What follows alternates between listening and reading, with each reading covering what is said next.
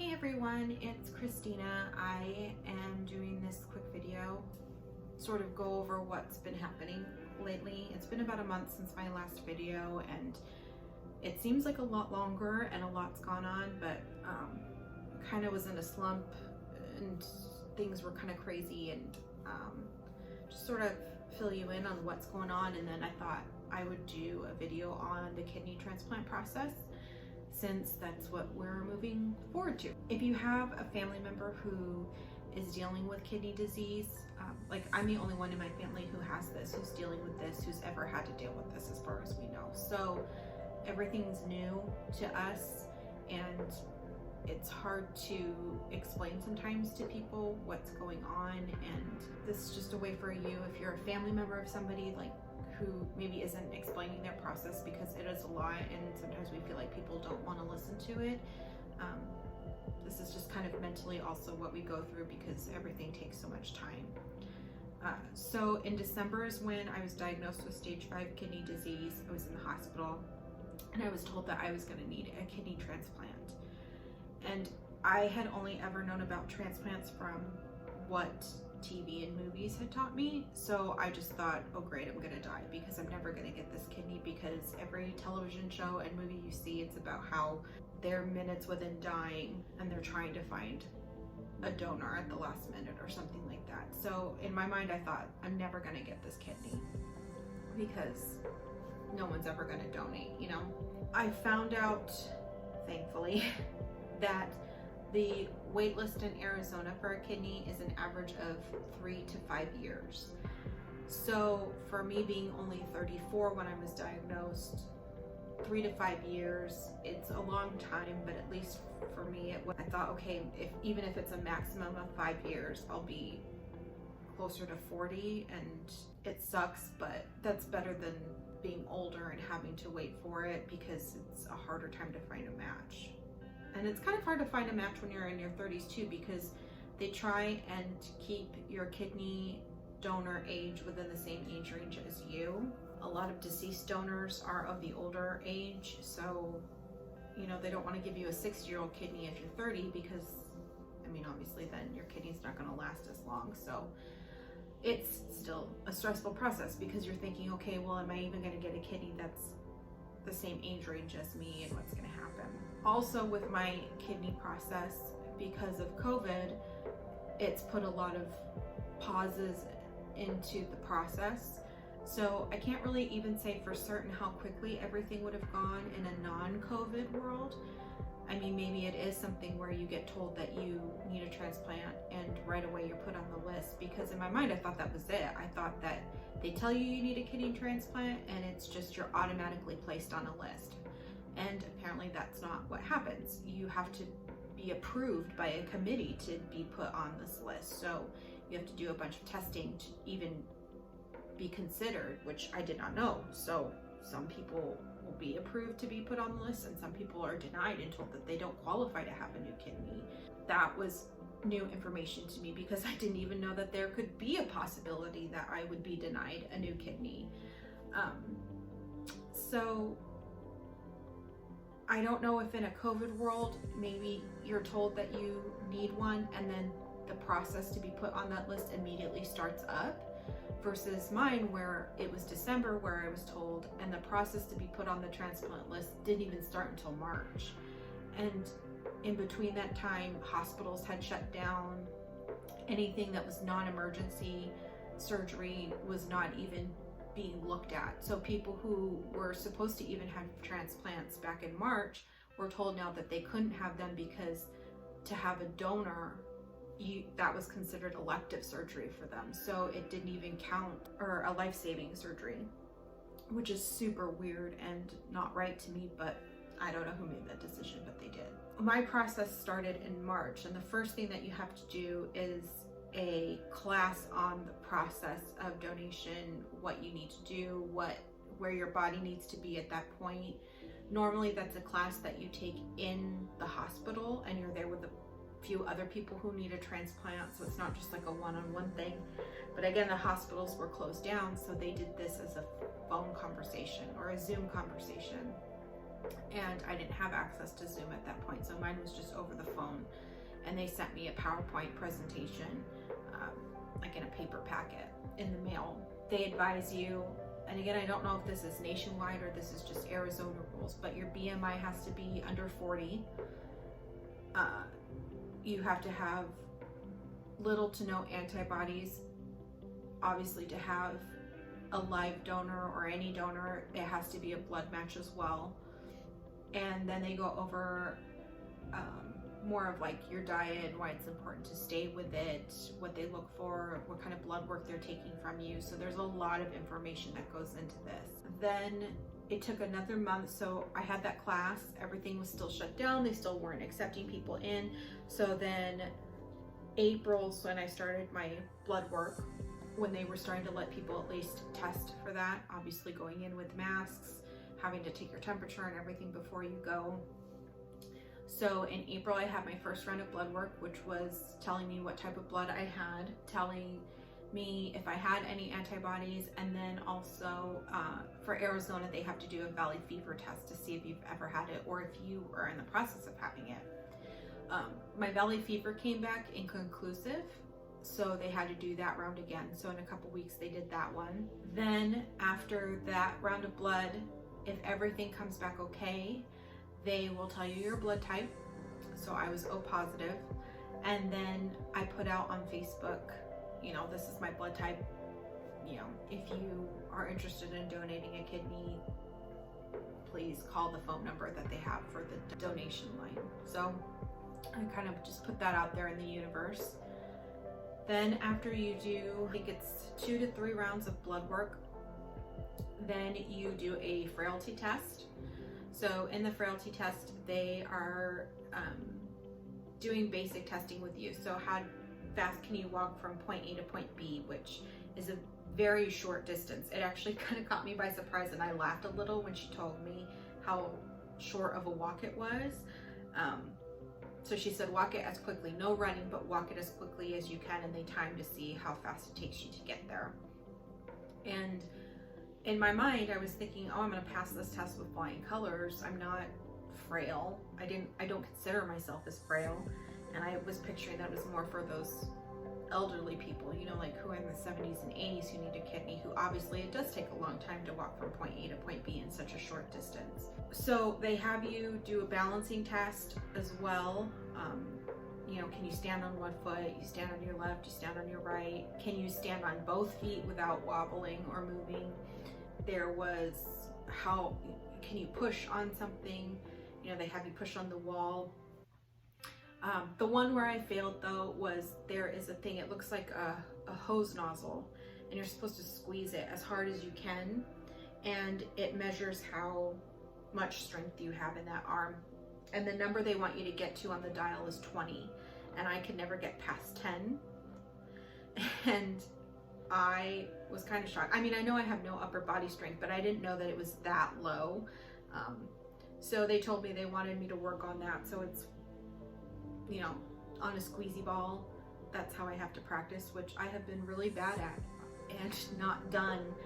And I'm hoping they don't have to do another frailty test like that and deny me on it, because I mean, I should have been on it. Now that I'm thinking about it, I mean, that's on me. I'm not perfect, but you know, I was labeled as pre-frail. I don't think that I've gotten any worse, so I'm not quite worried about the test. And if I had to take it again, if they would, you know, they're like, nope, you got worse. I can still walk pretty quickly on a non-dialysis day. I can still balance. I can still at least push on a wall. I have leg strength, but it's just, I have no grip strength. So we'll see if I have to retake that. After the frailty test, they will do a heart CT and an echo. The heart CT they will do on a day where you have dialysis, because the iodine for the contrast is really bad for your kidneys. So they want to get that out as quickly as possible. So they even tried to schedule the CT as close to my dialysis time as possible. So I have dialysis at 4:40, they scheduled it for 2 o'clock, so that way at least it wasn't sitting in my system all day before dialysis. I still had my chest catheter at that point, so dialysis also ran through my chest catheter, so that way it ran quickly and a better clean than my new fish flow would have done through needles. So that was nice that I still had that. After your heart CT, if everything ends up good, your echo results come back, they will schedule you for a Hep C screening. So basically, if you accept a hepatitis C kidney, you could be on the kidney list shorter, so it could be more close to the 3-year time frame than the 5-year time frame. But with a Hep C kidney, you're definitely gonna have to be on more medication, and it's possible that you'll still need dialysis for a little while afterwards.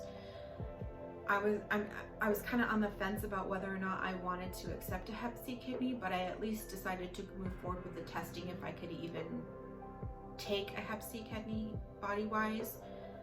That way, at least I had the option if I wanted to. With the Hep C screening, they'll do an ultrasound of your liver, and it's a really weird ultrasound because it pulsates, so you feel like a punching feeling in your liver, and in all honesty, it's the most uncomfortable thing that I've had to go through besides dialysis, because it feels fine at first, it almost tickles, but then after probably 5 minutes, because it is not a quick ultrasound, so about 5 minutes of it and you start to feel that bruise, and then it's just continually hitting that area. So just kind of be prepared for that. It's not comfortable. It doesn't hurt.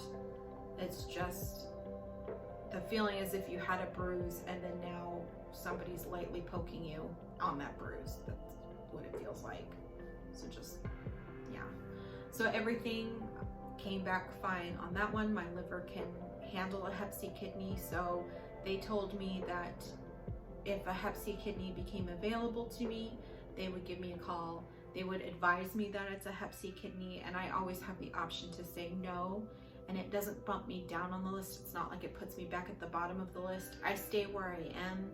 It's just, I don't want that kidney at that point, you know. And then again, they may offer me a Hep C kidney again later, and I may decide, you know what, that's my best bet, and I'll take it. So it's nice to have the option. It sucks to think that you'd have to continue with dialysis, and already on the plethora of medication you're going to be on, you'd have to add to that. But sometimes if you just want to get through it quicker, that's the best way to do it. After all of that testing, I had one last round of blood work to do, and then all my results were taken to the transplant committee.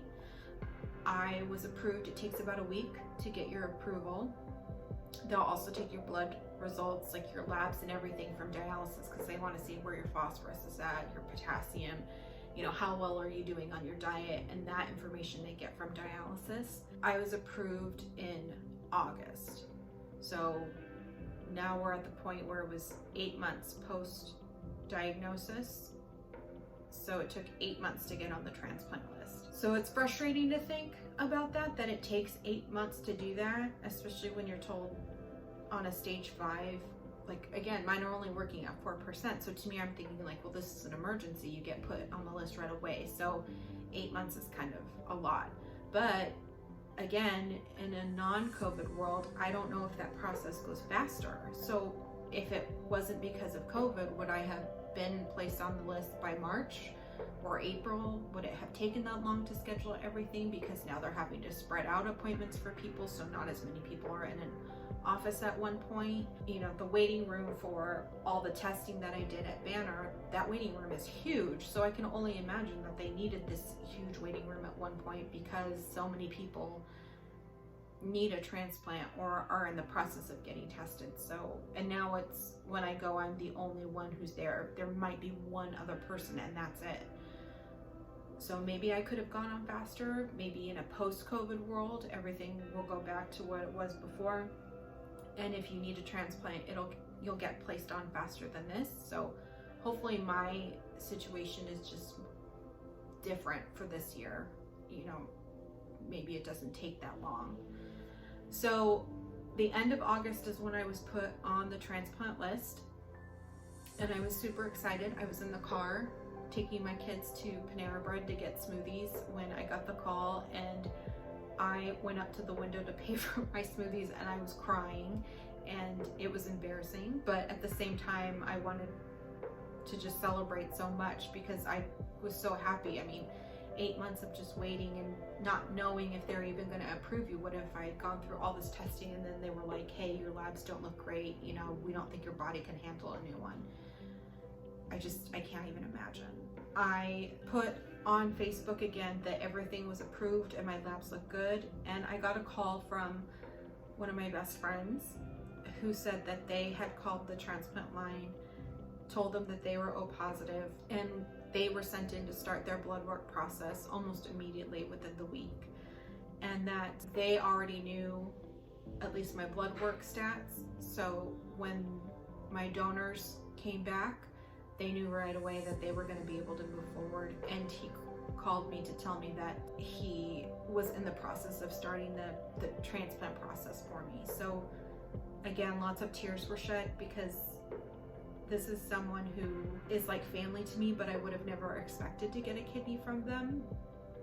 And I don't even really have words for it. I'm gonna get emotional over it, so sorry. It's crazy. The same time that I was finding out that I was even approved to be on the transplant list, I guess earlier in the month, is when he had started his blood work. Not only in that week am I getting the news that I'm approved to have a kidney transplant, but now I'm getting news from this person that they've been approved to be my donor so far. Everything's gone great. Our blood match is the same, our antibody match is the same, and they had already started to tell him that he could go in for his last round of testing at the end of October. This plethora of good news comes in all at the same time, and it's amazing.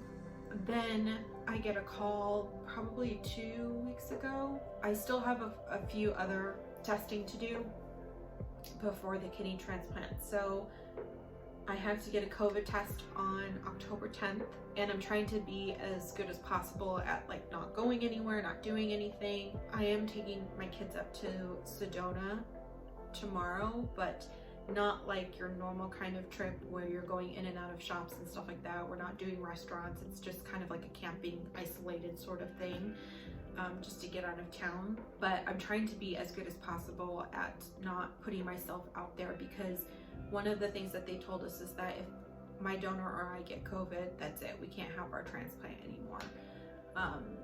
Or at least until they understand how long it may affect. It's not even like a pushback 2 weeks kind of thing. I don't think that they can do it even for like a month or so, maybe more. They haven't really told us, but they just basically told us, hey, if you catch COVID, we can't do it anymore. We can't do the surgery. So we're both trying to be as good as possible at quarantining and not putting ourselves out there like that, making a risk. Then after my COVID test on the 10th, on the 13th, I'll have not the frailty test, but it's another, like an exercise test. So I'll be on a treadmill walking, and then they put it at an incline and you walk a little faster, and then another incline and you walk a little faster. So they've told me that there's really no running in it. They may put it at a speed that's like just before you run, but really it's like the incline is what they're looking at. So they just want to make sure it's again just to kind of see how your body's going to handle all the stress of a surgery. So hopefully that goes well and I can do that. I've started walking every night just to sort of get myself ready, even though the 13th is right around the corner.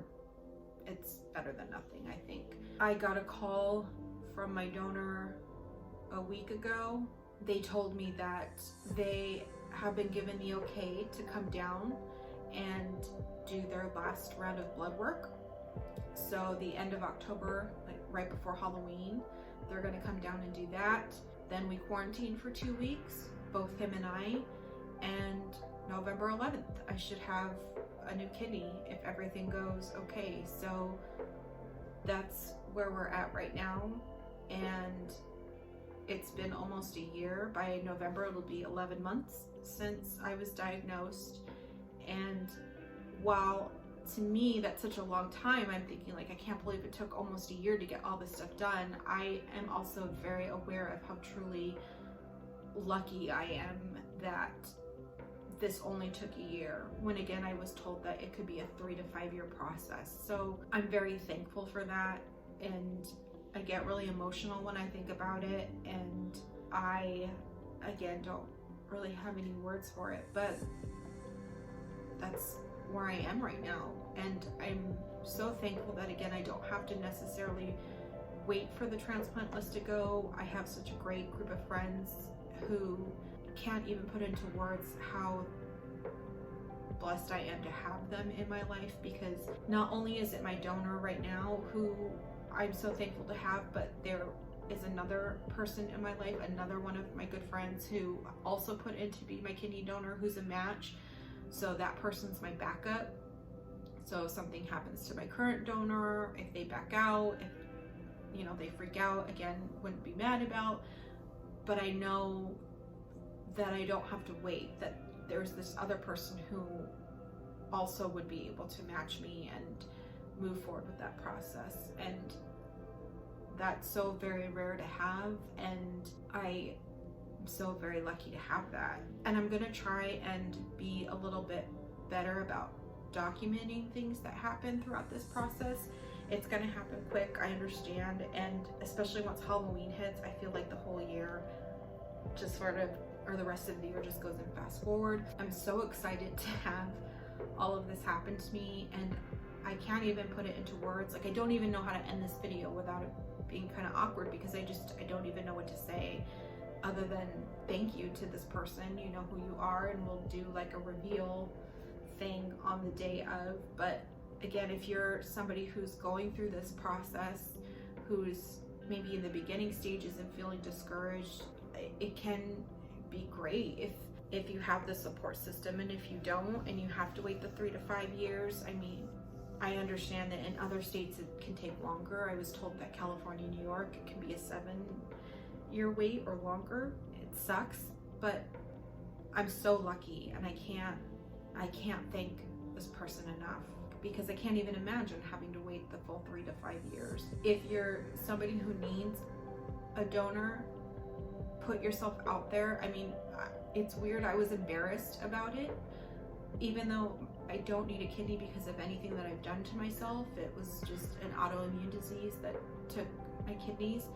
It was still embarrassing, and I felt very vulnerable to put myself out there, but after encouragement from my family, I just ripped the band-aid off and put the post out on Facebook. So put yourself out there. I've seen people on Reddit who have put in and asked for a new kidney. So, try and get as much as you can, because with the Facebook post, I made it public, even though my account is normally private, but I put it as public so that way people could share it. Even though a handful of people that I know personally put in to be my donor, so many more people shared it, and then friends of friends shared it.